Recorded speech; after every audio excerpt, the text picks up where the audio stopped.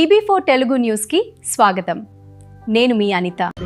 ఉంటాను, వాళ్ళకి ఎప్పుడు పిలిచినా నేను అందుబాటులోనే ఉన్నాను. ఏం పని అయినా సరే మాకు రోడ్డు విజయబాబు గిఫ్ట్ ఇచ్చారు. నేను మాకు అప్పుడప్పుడు మౌలికి సెలవు తీసుకుంటున్నాను.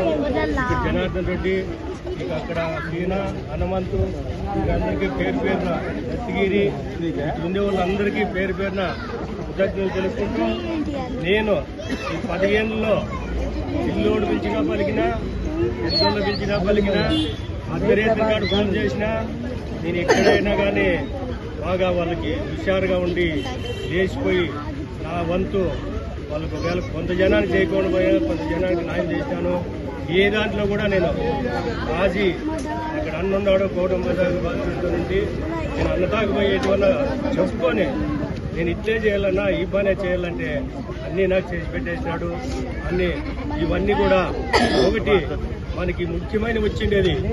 నేను ఇంతకుముందు కమిషనర్ ఉంటే కమిషనర్ నాకు ఫోన్ చేశాను, అన్న దగ్గరికి పోయినా, సార్ మన ఏళ్ళ హాస్పిటల్ ఏదన్నా అక్కడ ఉంది, ఆ హాస్పిటల్ ఒకటి కట్టిస్తే మన సమ్ ఏరియాలో మన వాళ్ళంతా పెద్ద హాస్పిటల్కి పోకుండా ఉంటారంటే అప్పుడప్పుడు నేను ఇంటికాటికి పోతే అప్పుడు కమిషనర్కి ఫోన్ చేసి ఈ హాస్పిటల్ శ్రీనివాసనగర్ హాస్పిటల్ కొందరు ఏమనుకుంటారంటే అక్కడ అన్న గట్టి పడదాలు బట్టి నాకు ఉండే తీరాలంటే అప్పటికప్పుడు వచ్చి ఆ స్థలమైన అది ఇదంటే నీదేందుకు పోతావు లేదని చెప్పి అప్పటికప్పుడు చేసి పిలిపించి అన్ని నేను పక్కకు నూకిచ్చి నాకు పెద్ద సాయం చేసినారు.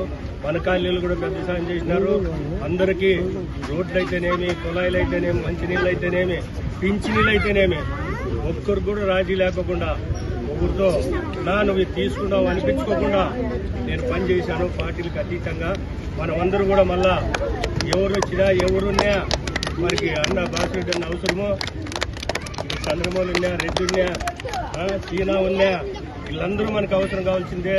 వీళ్ళందరికీ కృతజ్ఞతలు తెలుపుకుంటా నాకు ఈ అవకాశం మన వాళ్ళందరూ మన పార్టీలకు అతీతంగా నేను ఊరికే ఉంటే నీకు మేము సన్మానం చేయాలని చెప్పి అందరూ పిల్లలు వచ్చినారు.